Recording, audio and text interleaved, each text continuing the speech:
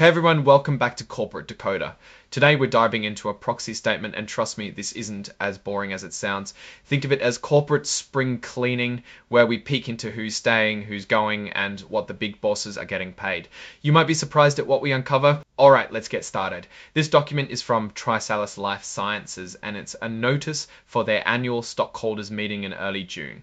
Basically, it tells shareholders what's on the agenda and how to vote. The main items are electing directors, meaning deciding who gets a seat on the board, and ratifying the appointment of their accounting firm, Grant Thornton, which means asking shareholders to approve the company's choice.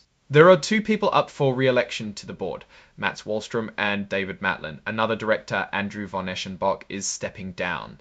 If Wallstrom and Matlin get re-elected, they'll serve until 2028. Let's meet the nominees. Mats Wallstrom has been with the company since 2017 and is the current chairman of the board. He also has experience with several other healthcare companies. David Matlin joined the board more recently, in 2023, and chairs the audit committee. He has a background in distressed securities investment, which can be helpful for a company navigating challenges.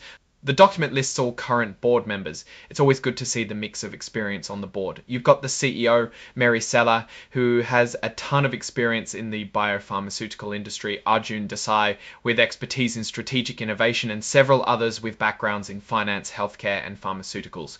Two new directors were appointed in January, William Valle and Gary Gordon.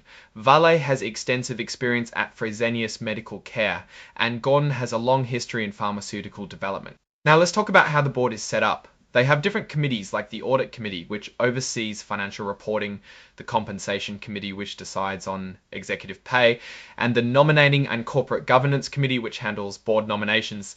The proxy statement also talks about the board's role in risk oversight, covering everything from financial risks to cybersecurity and workplace safety. They've got committees dedicated to keeping an eye on these areas. Now let's quickly scan those key committees. David Matlin chairs the Audit Committee, William Valle chairs the Compensation Committee, and Kerry Hicks heads the Nominating and Corporate Governance Committee. Moving on from the board structure and committees, let's quickly touch on a couple of governance items. The company has a code of business conduct and ethics for all employees and directors. They also have a policy against insider trading. Skipping ahead to Proposal 2, stockholders are asked to ratify the choice of Grant Thornton LLP as the company's independent accounting firm for the current year. The board recommends a 4 vote. The fees paid to the company's auditor are broken down in the filing. In 2024, audit fees totaled $1.59 million, down from $2.4 million in 2023. There's a note here that KPMG was dismissed as the accounting firm in April, with Grant Thornton then taking over. Now, let's quickly touch on the executive officers. These are the top folks running the company day to day. Besides the CEO, Mary Seller, you've got the Chief Financial Officer, James Young, the Chief of Research, Brian Cox, and other executives overseeing regulatory affairs, commercial operations, and clinical operations. The compensation section gives us a glimpse into what the top executives are earning. Mary Seller's total compensation for 2024 was roughly $4 to $1 million. Sean Murphy, the former CFO, made around $2.3 million, and Jody Devlin, the Chief of Clinical Operations, made approximately $1.3 million. The executives are eligible for annual bonuses. For the year before, they earned 50% of their target bonus paid in restricted stock units. And now for my take. TriSalus is a company in a complex and competitive market. The board seems to be well structured and has experienced people. It's good they are paying attention to risk oversight, ethics, and governance.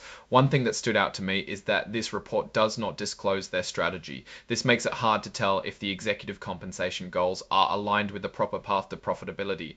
Another risk for the company is reliance on regulatory approvals that might affect future cash flow. The CEO has had to resign or leave from more than one company before, so that could be a management level risk. Ultimately, this proxy statement gives us a peek into the inner workings of TriSalus. It's important for shareholders to read these documents carefully and make informed decisions about who represents their interests. Thanks for watching Corporate Decoder. If you enjoyed this video, please give it a like, leave a comment, and subscribe for more deep dives into the world of corporate filings.